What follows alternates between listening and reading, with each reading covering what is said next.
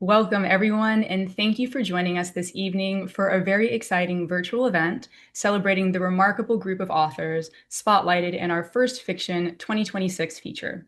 My name is India Lena González, and I'm a senior editor of Poets and Writers magazine. I hope everyone is staying cool this summer and finding moments of joy, relaxation, and tenderness. I'd like to start with a few housekeeping notes. So first order of business, we kindly ask that our lovely Zoom audience make sure you're muted and remain muted throughout so we can fully enjoy the event without any background noise. We also invite and highly encourage you all to utilize the chat feature and share any questions you may have for our first fiction authors regarding their books, their creative processes, or any of the above as it pertains to writing and publishing. Additionally, please consider becoming a member of Poets and Writers if you aren't already, so we can continue offering programs such as this one and producing editorial content that is in service of you all, our beloved poets and writers. We will provide a link in the chat to our membership page for those of you who are interested. To offer a bit of background on our annual First Fiction feature, which is now in its 26th year running, for this roundup of the summer's best debut fiction, we ask established writers to introduce and interview our chosen emerging authors. This year, our 5 authors, though relatively new to the industry, offer prudent and clear-eyed insight, covering a wide range of topics in their interviews. The writers who took the time to thoughtfully and generously introduce our first fiction authors this time around are Eden Royce, R.O. Kwan, Amy Bender, Susan Muadi Daraj, and Jamel Brinkley. Our thanks to them. Now, tonight's event will include readings from our debut fiction writers, which will be followed by a conversation about their book journeys thus far. This evening, we have the pleasure of hearing from and sharing space with P.C. Verrone, author of Rabbit, Fox, Tar, published by Catapult in June. M. Lin, author of The Memory Museum, published by Graywolf Press in April. Joe Bond, author of Hope House, published by Hub City Press in May. Amanda Rizkalla, author of Hungered, published by Henry Holt in May, and Devyn Defoe, author of Burnside, which will be published in just a few days on August 4th by Astra House, giving us all something to look forward to. Thank you all for being with us tonight, and our hearty congratulations on the publication of your books. For our audience, we also have a bookshop page, including the titles of tonight's debut authors, should you feel moved to purchase their works and support independent booksellers in the process. That will be shared in the chat as well. As a bonus to this feature, while the July-August print magazine includes the aforementioned brilliant interviews with our debut writers, exclusive excerpts and readings from their books can also be found on our website. So we're going to drop a link to the online feature in the chat so you can enjoy those extra goodies after the event. All right, enough of me. We're going to get started with our reading. So our first reader this evening will be P.C. Verrone. P.C. is an award-winning author and playwright whose work has appeared in Faya, Nightmare, Podcastle, Strange Horizons, and numerous anthologies, including multiple Best of the Year series. His debut novel, Rabbit, Fox, Tar, was selected for Indies Introduced by the American Booksellers Association and has garnered rave reviews from Ancillary Review of Books, Book List, Day Beautiful, Kirkus, Lit Hub, Publishers Weekly, and the New York Times. He graduated from Harvard College and holds an MFA in creative writing from Rutgers University in Newark. He lives in Dallas with his husband and their dog, Apollo. Welcome, PC. Thank you. I'm so grateful to be here. All right, so here's a little bit from the very start of the book. It was Miss Branch who noticed Lucius Foote walking toward Orchard on that temperate June afternoon. Unlike most, Lucius Foote was a walker. You never caught him shuffling into a car or engrossed in his phone. During the warmer months, he would often drop by a group brunching outside the cafe and fold himself into their conversation with ease. The Iveses regularly bumped into him on their evening strolls and insisted the jovial bachelor join them for a few blocks. The Bushes were delighted whenever he visited their store and chatted for the better part of an hour while helping Mr. Bush restock the shelves. Even when the temperature dropped, Mrs. Thorne might catch him in his coat and scarf, admiring a window display with that genuine smile. Busy as he was as their city councilman, he always made time to be their neighbor. Had it not been for how quickly Lucius passed by, Miss Branch might have flagged him down, pulled him into a conversation, even offered to drive him so that he would not have to pass by one Orchard Street. But by the time she realized who it was in that gray blazer, he had already rounded the corner. When Mrs. Thorne looked up from the carrots she was peeling in the sink, Lucius was approaching the girl on the wall. Through her kitchen window, she watched Lucius nod to the girl and move his lips. Good evening, or maybe, how's it going? The girl, as usual, did nothing, did not even slow the momentum of her tick-tocking leg. Dr. Wood, stepping outside to collect a package, had not seen Lucius greet the girl, but did see him stop just a few feet past her. She caught the queer expression on the young man's face. Both Dr. Wood and Mrs. Thorne later commiserated over sharing the strong urge to avert their eyes as Lucius turned back around to the girl. So it was Mr. Reed, clearing leaves out of his gutter, who saw Lucius lean against the wall right beside the girl, who kept her face forward, never acknowledging his presence. When Mrs. Thorne glanced back at the scene, the man's closeness to the young woman made her drop a carrot. As she gathered herself, she noticed the irritation in Lucius's face. No, not irritation, Dr. Wood would later insist. More like curiosity, intrigue, maybe. Everyone agreed that the girl treated the man as if he were not right there beside her. But as Ms. Branch drove down Orchard on her way home from Bush's store, she noticed that Lucius's lips were moving. In the flash that she saw of him before speeding past, she corroborated Lucius's physical stance as being casual, familiar. That was always how he was, though. Easy, relaxed, with everyone. Yes, but, Dr. Wood would go on to say, there was an excitement behind his eyes. Lucius spoke for some time, every now and then pausing and waiting for the girl to respond. And what did she do? Nothing, Mr. Reed would say. Didn't even look at him. Until she did, Dr. Wood would remind Mr. Reed. Yes, and when she did, when the girl finally turned her head toward Lucius' foot, it looked like he was nearly knocked back onto the sidewalk. And so then did they strike up a conversation? Not at all. Her large hat obscured her face from Mrs. Thorne and Mr. Reed, but Dr. Wood would confirm that the girl's lips remained shut tight. Lucius, on the other hand, kept talking. Sounds like Lucius, all right. Could talk to anyone. You remember when he talked down those protesters that set up in the village? A great guy. A nice boy. One of the good ones. And then the girl kicked him. Well, perhaps kicked is too strong, Mrs. Thorne would admit after hearing other accounts of the interaction. Mr. Reed believed that he saw the girl tap him with her toe, and Dr. Wood insisted that her riotous leg had merely grazed him. But they all agreed that they saw Lucius' foot holding the girl's naked heel in his hand. This display was so suddenly intimate that all three neighbors blinked at the same time. During that blink, Lucius' foot vanished. Mr. Reed grabbed the ladder to keep from losing his balance, and Mrs. Thorne nicked herself on the peeler. Not even Dr. Wood, with her largely unobstructed view, could tell where he had gone. All that was left was the girl on the wall, once again swinging her leg and staring at nothing. After a moment, all the observers returned to their activities, though each felt a new chill, as if someone had cracked a window. And that's all I've got. Thank you so much, PC. That was lovely. And can I just say that you read that in the exact same voice that I read it in my head when I was reading your book? It had that wonderful like neighborhood gossip, you know what I mean?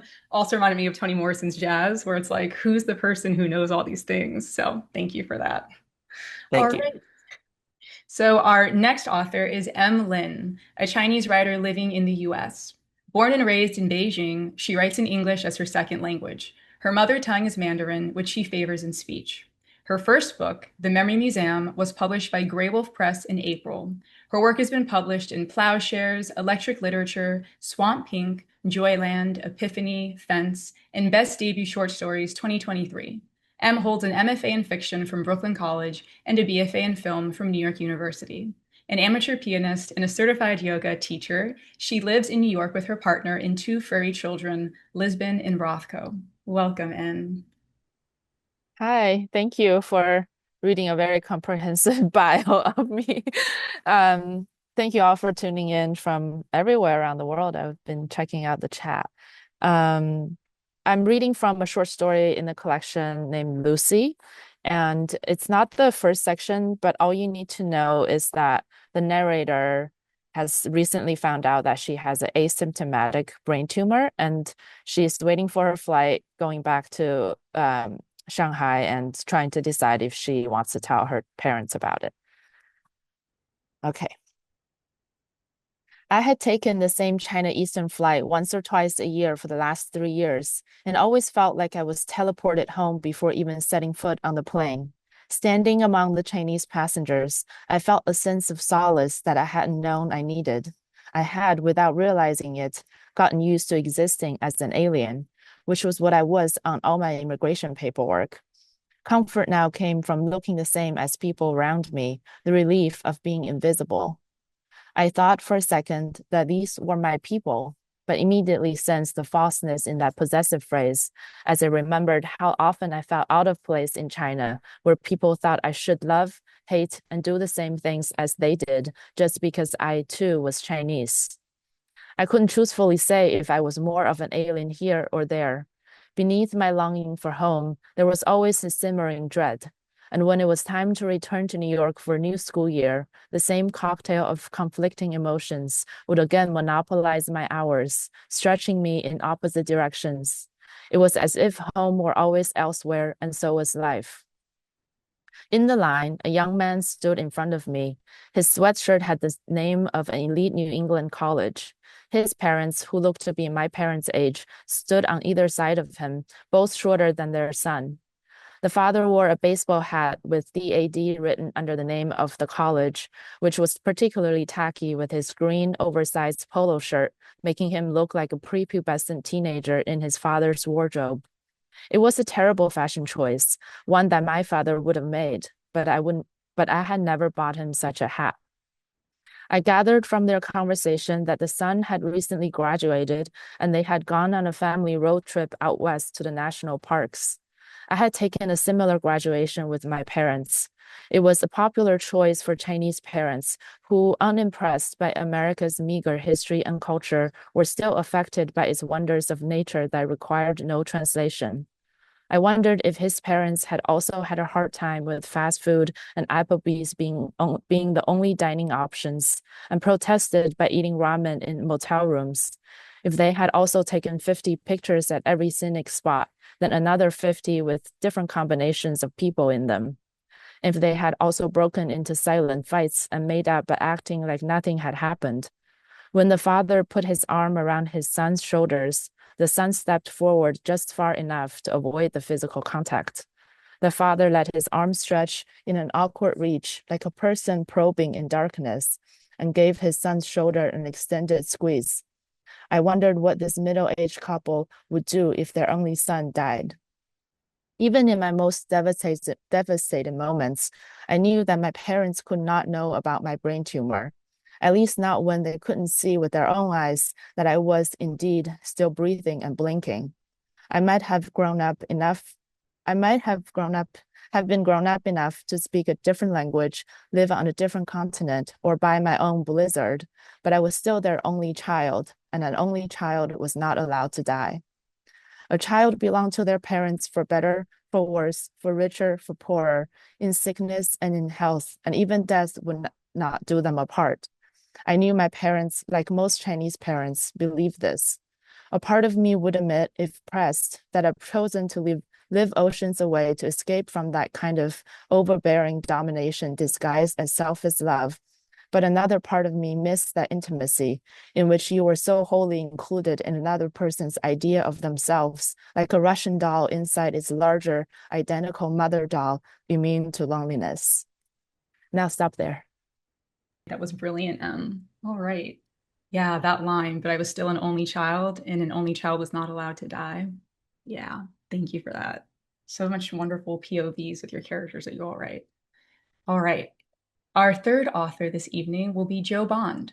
Jo is an award-winning short story writer whose debut novel, Hope House, explores the lives of a group of troubled teenage boys in a treatment home and a treatment program in the late 1980s. Jo grew up around such homes in eastern Kentucky and began working in them when he was still in high school, starting out on night shift and later spending his summers as the primary child care worker for a group of teenagers barely younger than he was. He heard firsthand the stories of hundreds of boys and followed their journeys from intake to aftercare. He took them home when they graduated and searched for them when they ran away. He began drafting Hope House after a story of his won the Masters Review Short Story Award. The first pages were put down in Atlanta. Much of the writing was done in Manhattan at the height of the pandemic, and the novel was completed where he lives now with his family in New Orleans. Take it away, Joe. Thank you, India, and thank you, poets and writers, so much for including me. I'm going to read from a chapter called Absent Without Leave. We came from all over the state, from 5 minutes outside of Cincinnati to an hour out of Arkansas, from the streets, but also the sticks, from projects like City Heights to Shotgun Shacks in Clay City. Some of us were lifers. We had come to Hope from other homes, other programs, and some were temporaries, but all of us were runners. We ran 2 days before Christmas, the day after Thanksgiving, and Sundays when no one came to visit. We ran when the group had it out for us and the JTOs did too, when we didn't earn a phase, when we didn't earn a phone call, and when our best friends went home. But mostly we ran when we were new. You couldn't lose your phase if you were on orientation. You couldn't lose your time if you hadn't put any in. That didn't mean there weren't consequences. John Allen, the first time he ran, bolted bow-legged down the hill on a Saturday night to meet up with a woman he had supposedly made love to. We were sure she didn't exist. Mr. Watts brought him back late that night with his face blown up like a basketball. Pierce thought he'd been beat, but he'd got himself lost in the woods was all, and the mosquitoes had eaten him alive. You could run, the doors weren't locked, but that didn't mean you were getting anywhere. It made a lot more sense to wait until we were already out in the community, so we did. We ran off from day treatment, basketball tournaments, and fishing trips. We ran off from church, every head bowed, every eye closed. We ran when Watts took us into town to see the fireworks, and a group of high school girls laughed at our skippies. They were dressed up, beautiful, and there we were in the cheapest, sorriest shoes the state of Kentucky could get a deal on. Watts couldn't put us in anything better because he'd spent the last of his money, our money, printing Hope House into the chests of our face shirts, as if it were something to be proud of, something to announce.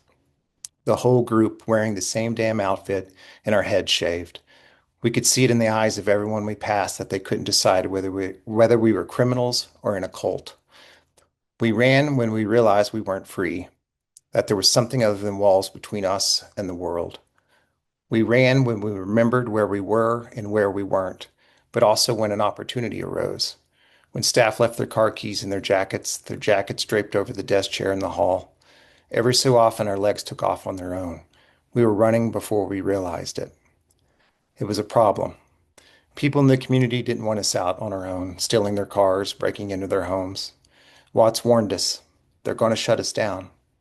Still we ran, even when we weren't sure what we were running from. The first time I took off, I thought I had it all planned out. I told myself all I had to do was make it to the highway, and then I did. I made it.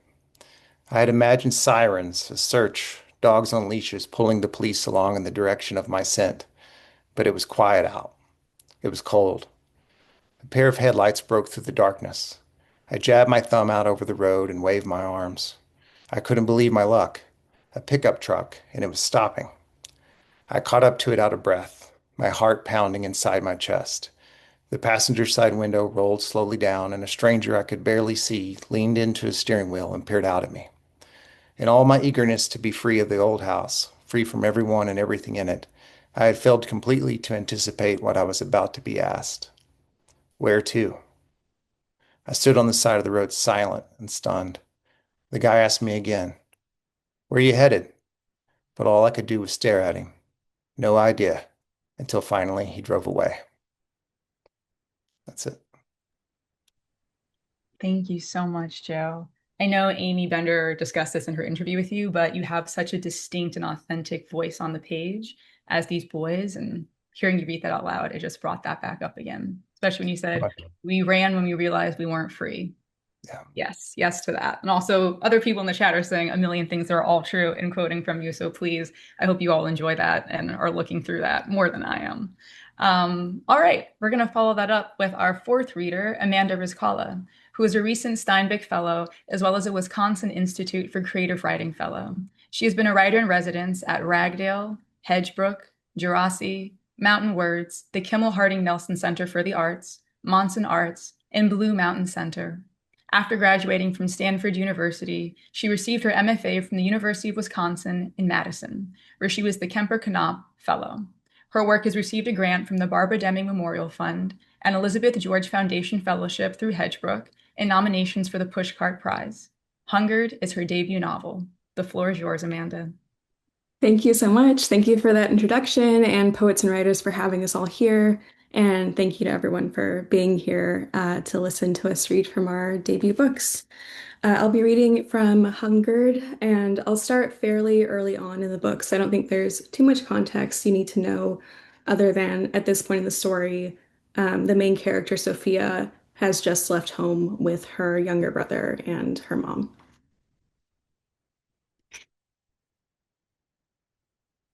It is just becoming morning, and the sun is gray-white, moon-like. It is gloomy and smells like earthworms, like wet dirt, and I want to ask Mama if it is going to rain. She says she knows in her bones when it'll happen, that they ache right before the sky starts to spill.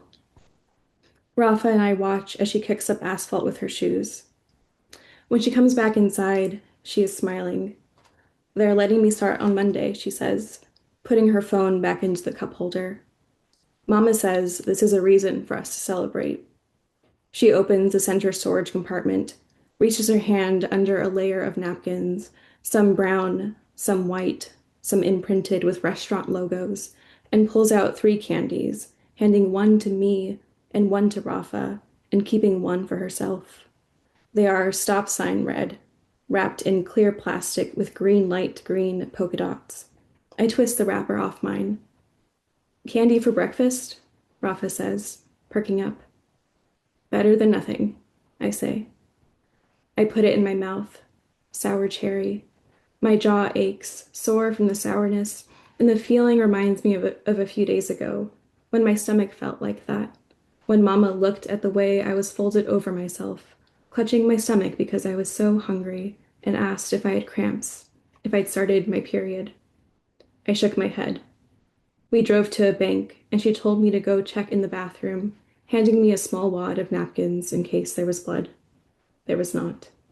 I'm just hungry, I said when I got back into the car.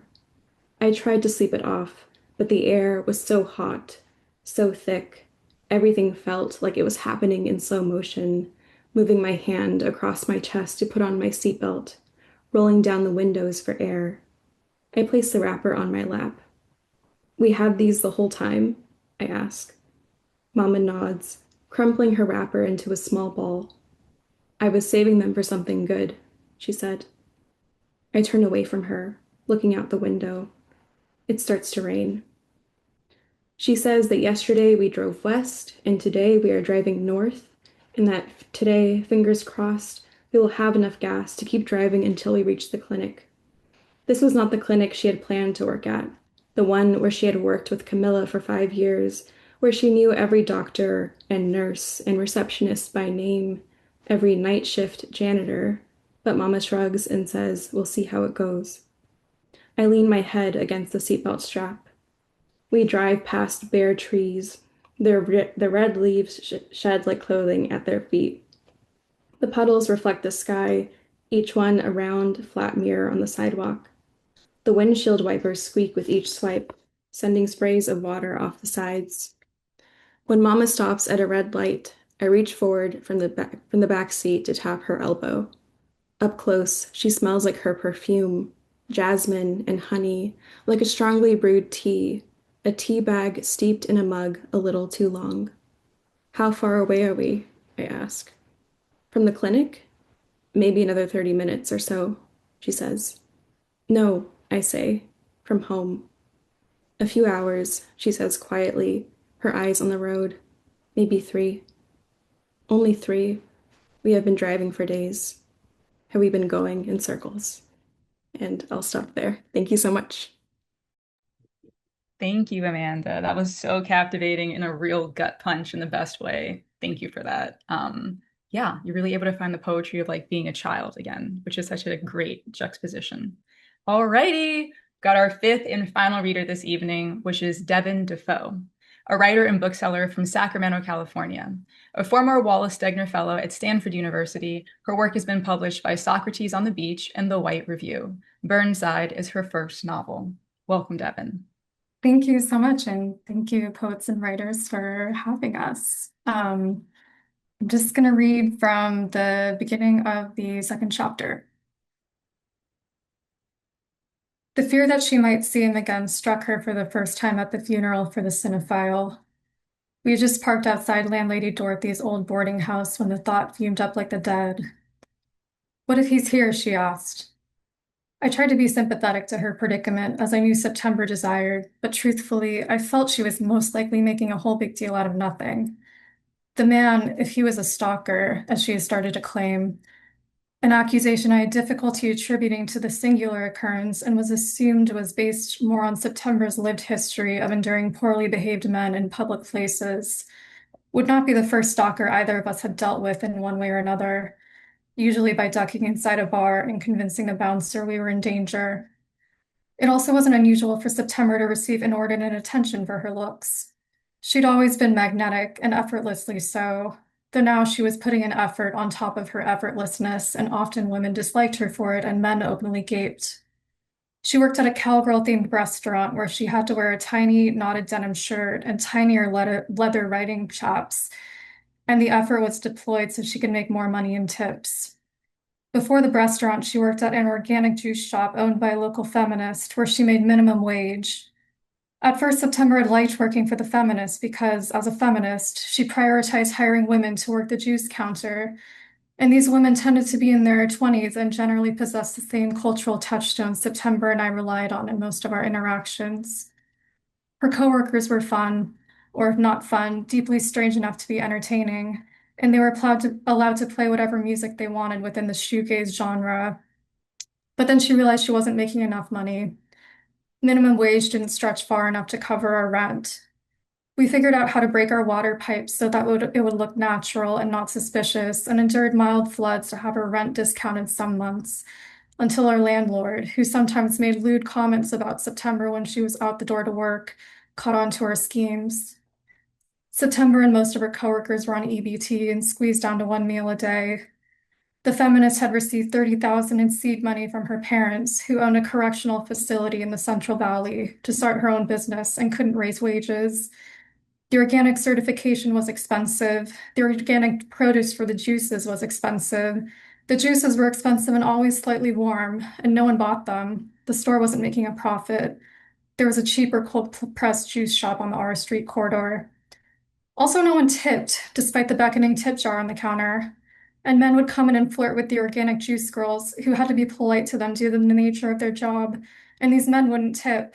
Sometimes they didn't buy anything. Once a man filmed September in the process of making an organic salad without her permission. She was in her effortless phase, and she watched him do it out of the corner of her eye, and he left without buying anything or tipping. Later that night, we looked through the profiles of our friends of friends, trying to find the video. The thought that September's image could be out in the world, but out of reach, out of her control, felt to us as exploitative as a workplace that spent more on organic vegetables than it had spent on its employees. In fact, maybe such a workplace wasn't as feminist as we thought. As a thought experiment, we wondered what would happen if September got pregnant. Of course, there were no health benefits. And what if September, with a new baby, and with the way her boyfriend was often unreliable, couldn't one day find childcare during one of her shifts? We had an inkling the feminist owner would have a problem with that. Would September lose her job? There were vague laws barring this from happening. We distantly knew about them, but were they ever enforced? And who bore the burden of proof?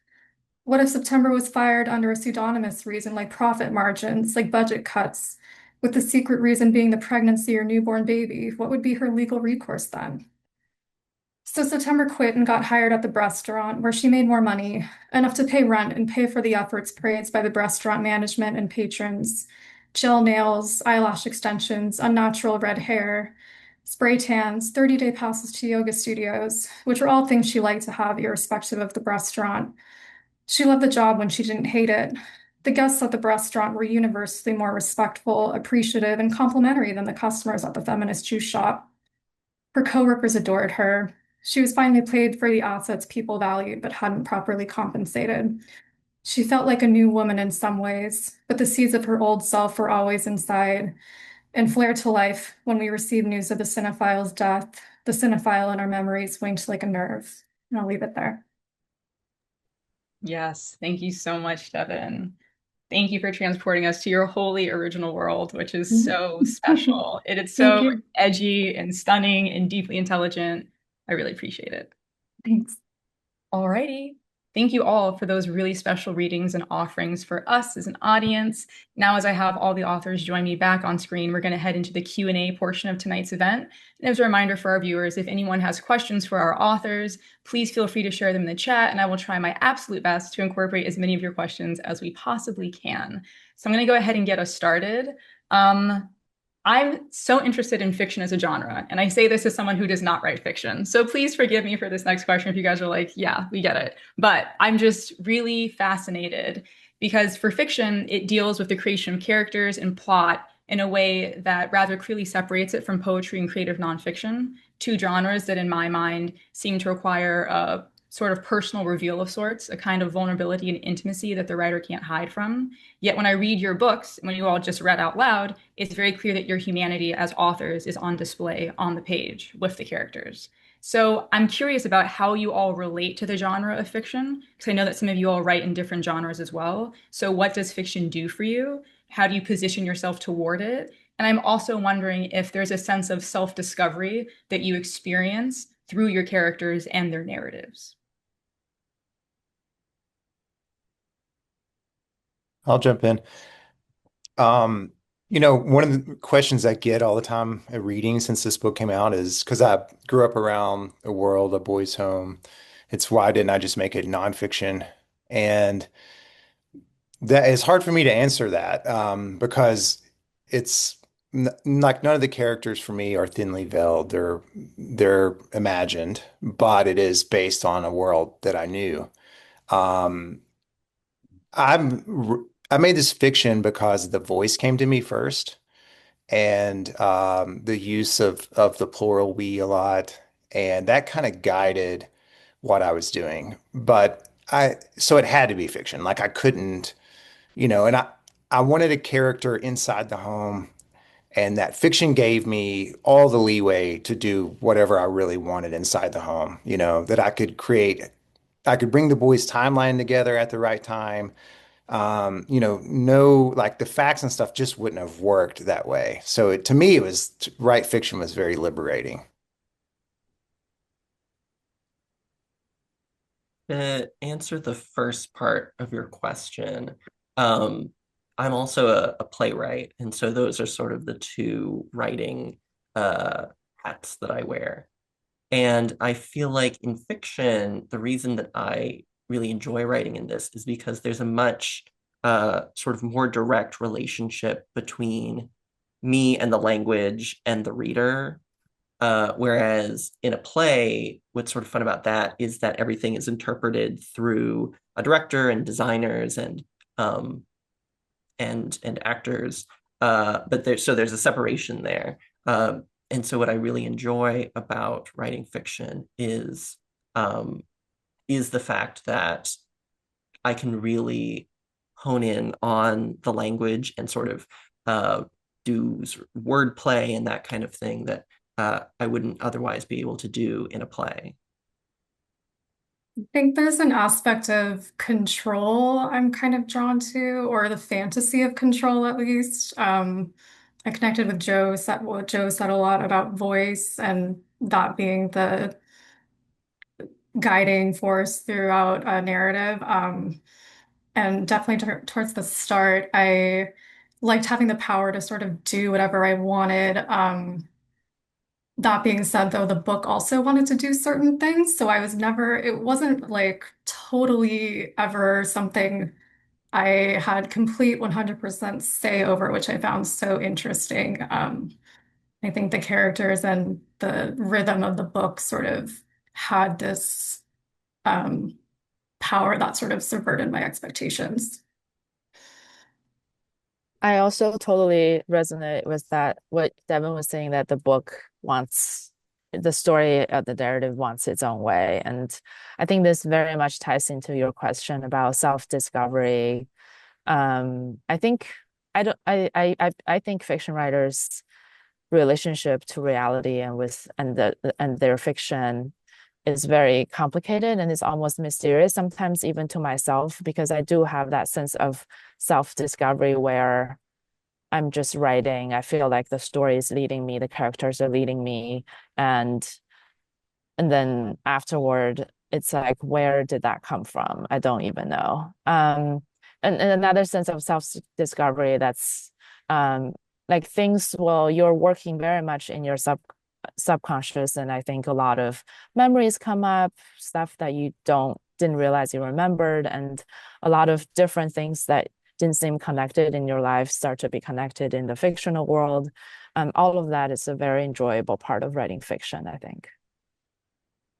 I definitely agree with that. And with what Devin was saying about control, I think craft-wise, there's a lot of overlap between fiction and narrative nonfiction.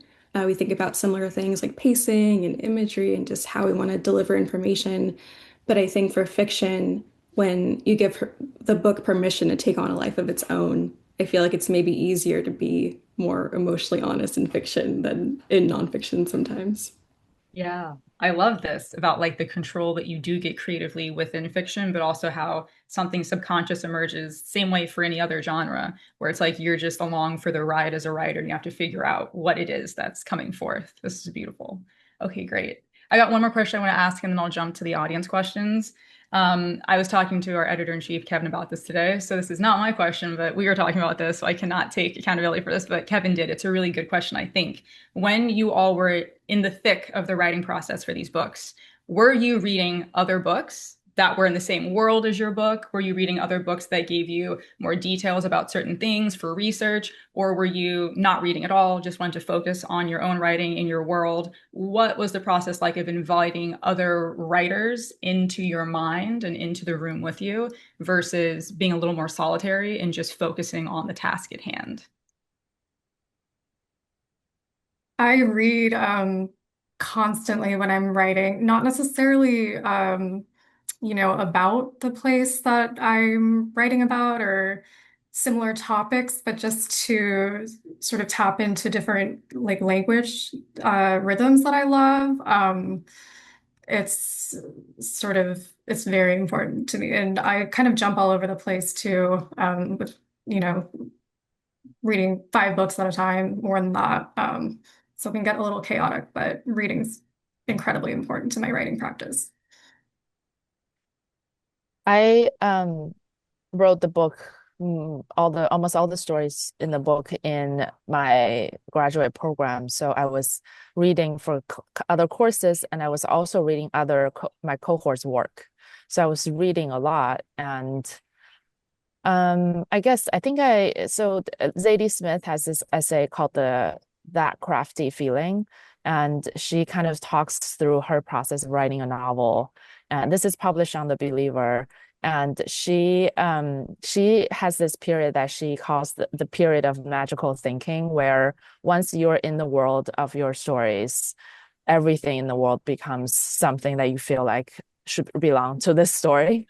So I can't even say that what inspired me, what probably made it into from what I was reading, made it into my work.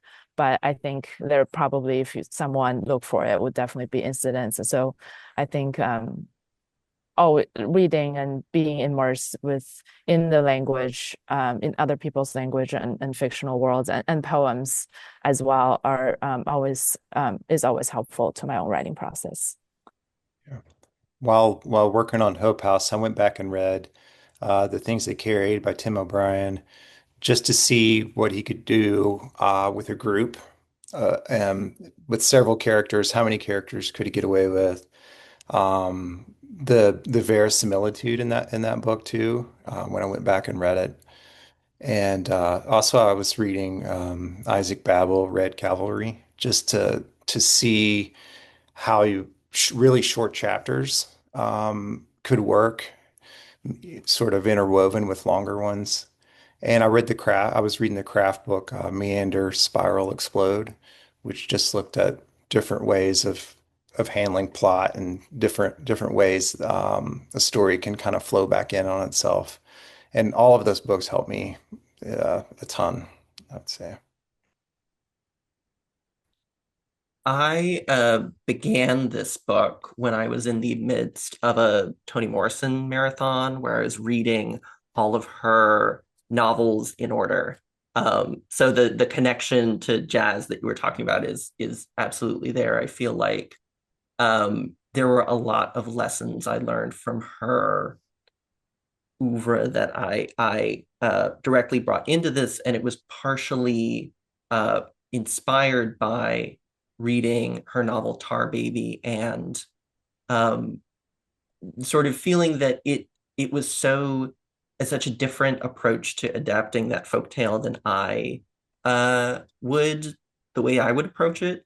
And so that sort of got my gears turning of like, okay, well, how would I sort of modernize or create a story around that folktale?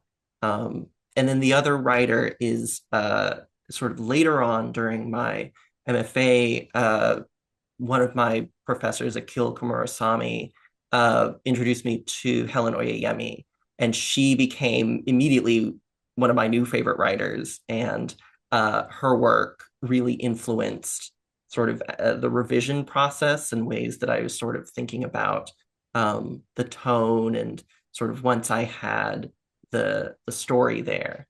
And so I feel like I sort of entered through Morrison and exited with Oyeyemi in this book. I also was reading a lot while writing this book. I think I realized kind of late in the writing process that if I'm working on a novel, I can really only read other novels. I would occasionally, like slip in a short story or two, and then it would just kind of halt my progress for some reason that I'm still trying to figure out. And I hope that that kind of goes away as I keep writing, because I would love to read poetry and short stories and whatnot while working on other books. Yeah, I love this. I want to delve deeper into craft. And this is an audience question. I'm going to kind of like build it out a little bit. But the question is, how do you make your sentences poetic right away or during rewriting? So I kind of want to ask you all about how did the first drafts look? First thought, best thought. Were you happy with it? Were you like, there's something here where you're like, oh, I got to keep pushing through? And how did you get to that point of like, I'm reading like making your sentences poetic is like refining your voice in a way that is specific to you and that is delightful to read. So what was that first draft like? And at what point did you feel like the sentences were starting to become fine-tuned? Was that earlier? Was that later? My Hope House started as poems. So like I worked the other way. Poetry was all I was reading. I mentioned this in the interview with Amy. It was all I had time to read. And so that's, what I was writing. And so I actually went the other direction where I started more with lines and images and, things I'd heard kids say, but also moments and stories and things that I'd heard and wrote lines and then kind of went back and started to figure out who the kids were after. And I think the poetry for me was huge because it really in a very chaotic world would make you pay attention to stuff. And I always found like I'm always reading poetry because I think it helps with my writing, but it helps me observe the world better too. And so early drafts were actually poems they weren't publishable poems, but they were like the perfect way to start and work backward and start figuring out who all of these characters are and how they fit together.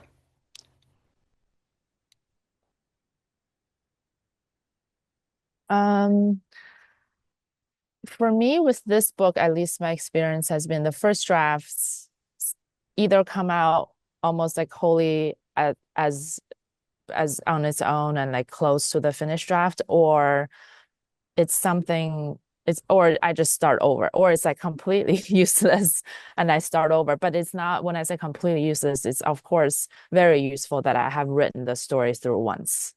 And with short stories, since it's not such a long project, I have sort of the liberty to start over again to tell the story. Sometimes my one of my teachers has called first draft a zero draft, and because very often we're only telling ourselves the story first time around, and once I know what the story is, I can tell it again better. And I think, and I do really like toward the end of the revision process, line by line revision. And as probably all of us know, it's actually very kind of tedious, where you just move things around all the time, change the order of words and change sentence structures and cut things. And it becomes a very technical kind of puzzle-like work, but you eventually find exactly the right word and the right sentence. But I think the opportunity to do this also takes pressure earlier on to write the most perfect sentence every time you write. Yeah. Yeah, Go ahead. I I was just gonna say I love the idea of you're telling yourself the story through that first draft. Because I absolutely feel that. And because I don't really outline, my first draft was very meandering and very overwritten and sort of me exploring the characters. And so I feel like once I returned to that, there were sort of images or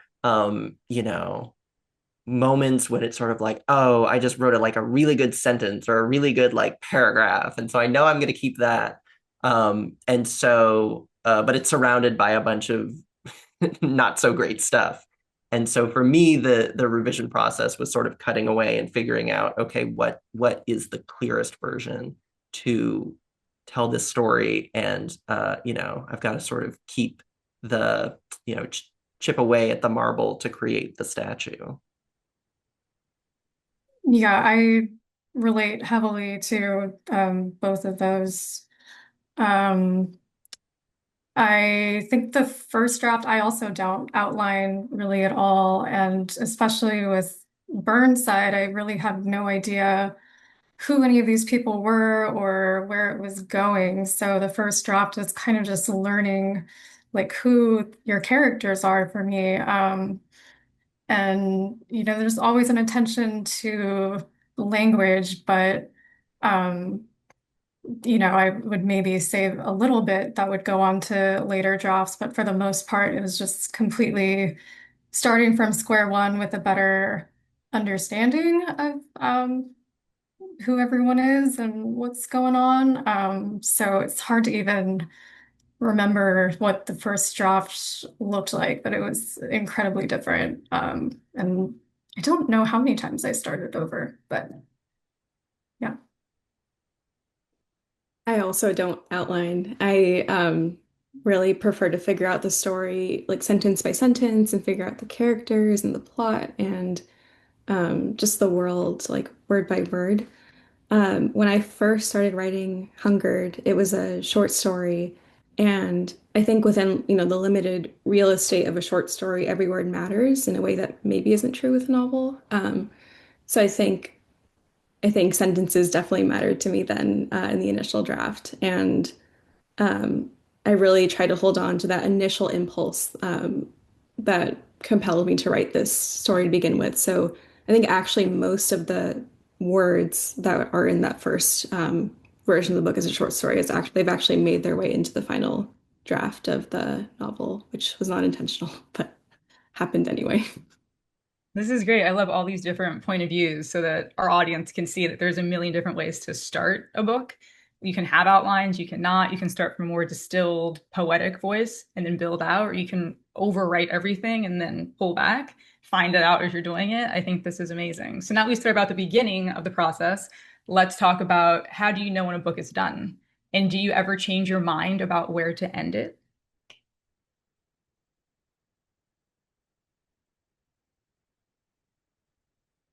Is the book done or did it just get published? You feel like you could write it I again? I have a cheat that no one else can use, which is that I ask my husband He's my first editor, and I think I always had an idea of kind of where it would end, but there was definitely this sort of large, um, like multiple chapters, even within the sort of third act of the book, that I gave the draft to him, and he read it and he said, "You don't need all this. Like you're sort of getting away from the central character. Like we we don't care about all these sort of threads. Like you can resolve these much quicker." Um, and so I did that, and I got rid of it, and I think the book is much better for it. So I think to me that sort of I was, because I don't outline, I still have an idea of either, sort of the image or the sort of around where I wanted it to end. And so I was writing towards that. But again, I took a long time to get there and didn't need to take that long. I kind of touched on this in my interview, but I really, really enjoyed working with my editor, and I really after my first book, I really became kind of a believer of the process of editing. But when I knew my book was done, I was doing very, very detailed work at that point, and right before we handed the manuscript to copy editing, and I made a couple changes in one story, and my editor came back, was like, "You actually made it worse." So I think you're starting to doubt yourself now, like you're getting to the place where you're just tweaking things for no reason. Like, so that's when we know, like, this book should leave me in this moment. um and in terms of the ending, I actually made significant discoveries in some of these stories, in particularly in the final story, very late in the editing process, that um I was really happy that I was given the time to make these discoveries. So I think not rushing into or out of anything is like sitting with your book for a little while and really feel the end of the where how it all comes and end. It's a great um kind of thing to do. Yeah.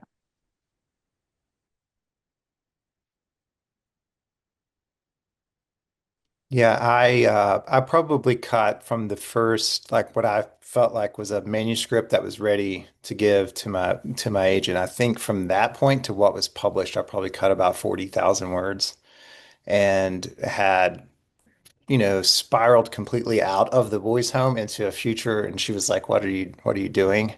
Can we go back? I think we need to stay in the home. I had an ending all along. I think it was probably like the middle was really the problem. I had the beginning and end and needed the middle. Um, but yeah, my ending didn't change much. The as far as like number of revisions and stuff, I see people asking about, like, I mean, it's numberless. I mean, just sort of endless. And I like my editor did like the final edit. They were kind of like, you got to, same as Em just said. They were like, you got to stop. I was still looking for typos and finding stuff that I wanted to change. And like, wait. So yeah, it was nice to let it go, because it would I wouldn't have stopped if they hadn't said to stop. That was pretty much my experience too. I think when you like are getting down to like the commas and the really nitty-gritty stuff is a signal that it's time to let it go, but I would still be shifting stuff around probably if it wasn't literally taken away from me. And yeah, I guess the ending was always my biggest question myself, the thing that took the longest to arrive at. And I sort of tried all sorts of different things. And it was ultimately a scenario where the book kind of wanted to do what it wanted to do, regardless of what I wanted to do with it. So that I guess that was kind of easy in that way, where you just kind of relax and let it go. Yeah, it's so hard to know when a project is done. I just skimming through my book, I still feel the urge to like move words around and like delete commas, and it's probably not healthy. But I think part of it is just knowing when it's time to let the project go. And, there's this moment where it really just stops becoming your baby, right? And it just belongs to the people who read it. So I think keeping that in mind helped me think about when it was ready to just send off to my editor. Um, as far as the ending in my book, I think that also pretty much stayed the same for me throughout the whole writing process. It's not exactly the same ending that it had when the book was just a short story, but it thematically, I think, is pretty similar to what I originally had in mind. Lovely. Thank God for people like kind of just feeling like it's time to move on now, right? That's my takeaway. It's like we need our spouses and our editors and our agents to be like, it's time. So lovely. I want to try to squeeze in two, if we can, maybe just one more audience question, and talk about the publication side and like the real world practicalities of being a writer. There's a question here about whether or not you all have agents. And if so, to what extent they have like helped you in the process, what role they've played and things of that. So I want to just expand that to if you have an agent, please let's talk about that. If not, let's also talk about like what your path to publication was and how that looked for you. Because I think we always see, like we are today, that final product and we're like, wow, they're published. But I think, other writers always wonder, how in the world did they get there? So I can do that too. So how did you get here so that we can do that too?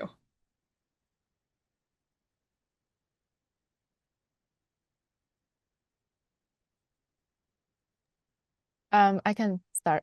I do have an agent, and I queried my agent. Just I didn't know her before, um, so but another agent I did know through my graduate program, um, kind of offered on the book earlier on in the query process, which I won't go into the whole query process, but how it works is if you don't know, is if one agent gives you an offer, you can kind of then tell everyone else you've sent your work to that an agent has offered me then representation. You now have whatever industry standards about 3 weeks. You now have 3 weeks to decide if you want to talk to me about my book, also represent my book. So I do have an agent, and my agent was very helpful in editing the manuscript, um, give very detailed notes, and the way she edits is more like larger question that I can kind of answer myself. And she also believes that the manuscript doesn't need to be perfect because she did want me to go on to have a editorial relationship with my publisher, with my editor. So then we went out with um, my manuscript, and as a short story collection, we sent both to the big five publishers and independent publishers as well. And I ended up signing the book with Graywolf Press, who I really love working with. Does that answer questions? That's pretty Yeah. much my journey. Yeah. Yes. Thank you for the background so people know like how it works with agents as well.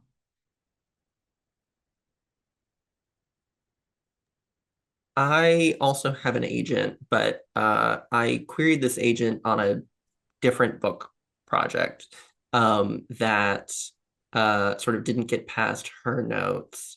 And then there was a second book project that we ended up sending out to editors but didn't get bought. And so this was sort of the third book that we'd actually worked on together. So um, yeah, it was a it doesn't always happen with the first book, I guess is the lesson from that. Yeah. I actually, when the Master's Review had a short story contest and I won that, and one of the parts of winning was like you got agency review. And so I heard from a couple agents on that and ended up signing with the agent that I felt like would stick with me after I messed everything up, which is exactly what happened. And so it took several years. It was a boys' home story that I had written, and and sort of pitched it as I'm going to write this book about this boys' home. I had no idea if I could really do it, but I thought this is my chance to actually say I can do it and someone will listen. And so she kind of fell for it, and she really believed in the project. And her feedback over Sarah Fuentes at UTA is my agent, and her feedback over like several years, at least 3, 4, 5 years, was just really crucial because I had no other feedback. I didn't do an MFA. I kind of operated in a void for years, and just to have someone believe in the project and also be able to offer constructive criticism for me was just huge. It was enormous. And I probably wouldn't have finished this book without it. So it was vital. Yeah, I do have an agent as well. Um, I was querying the book or querying agents at kind of different stages in the draft, which was probably not the best thing to do. But when I was working on different endings and had different ideas, um, and it was kind of really only once I figured out the narrative question I had myself and got the whole arc down, that I landed with my agent. And the timing was really perfect because I couldn't imagine doing the book with anyone else. We worked on it really editorially for a bit before we sent it out. So yeah, I don't know if I would recommend people, like sure to try to get the draft to the point where you know what it is or are comfortable. I think I was very kind of wanting advice along the way, but I really had to do a lot more work myself before it landed with the right people. I also have an agent. I I think we did maybe maybe 3.5 rounds of revision over the course of 3 years. I was still very much learning what it meant to write a novel and what it meant to be a writer. And I'm lucky that my agent was just so patient, understanding, and just had the best feedback every time. And I don't think I would have finished this book had it not been for her help and her patience. I love it. It's a years long process, it's not easy, but look at the final product when you put in the work. So this is great. I want to slip in one last question from the audience because it's too good not to ask. So I'm going to call this a lightning round, which just means we'll answer it quicker. But this is a great question always. How do you go about making time to prioritize your writing and staying disciplined and on track when you're trying to finish up a project while also keeping up with life stuff?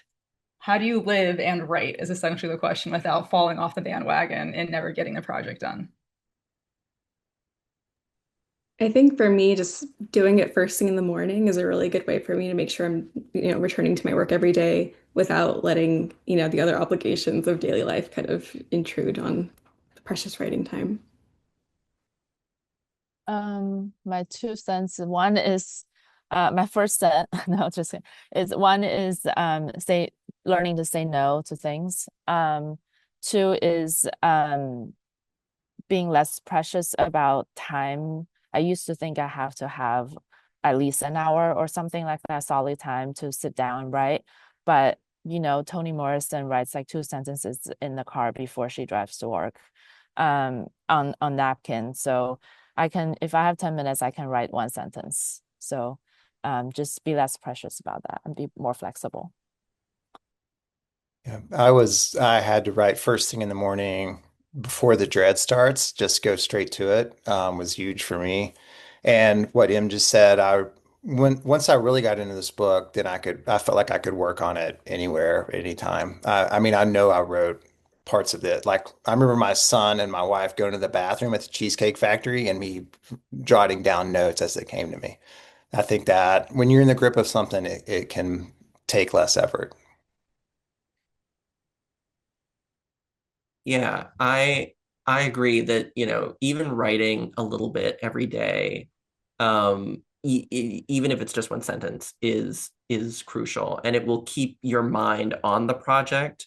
And I think we don't talk enough about the fact that just, thinking about the writing is writing. So you don't have to feel like, oh, I didn't get X number of words out, because you're still working on it as long as you're putting something down.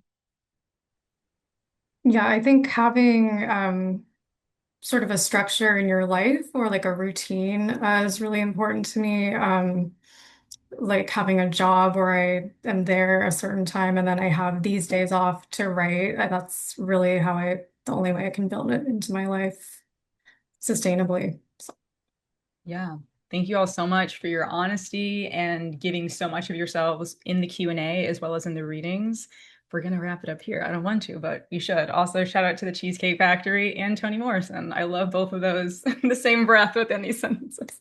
So, what an absolute delight it's been sharing space with all of you this evening. On behalf of Poets and Writers, I want to extend our gratitude to Devyn, Amanda, Joe, M, and PC for joining us over Zoom and for adding necessary and moving stories to the world with the publication of your debuts. We will drop once more in the group chat the link to our bookshop page, including all 5 titles and the ability to very easily purchase them, a link to the online feature, and a link to our membership page for those of you who would like to support the work our organization does and become a member of the Poets and Writers community. We would love to have you. A special thank you to our lovely Zoom audience, as always, for spending time with us and being so active and loving. And one final housekeeping note. Tonight's event has in fact been recorded, so a video of the readings and Q&A will be available soon online and in perpetuity. This concludes the celebration of our First Fiction 2026 authors. Be well, and we'll see you all next time. And thank you to our wonderful authors again. Thank you.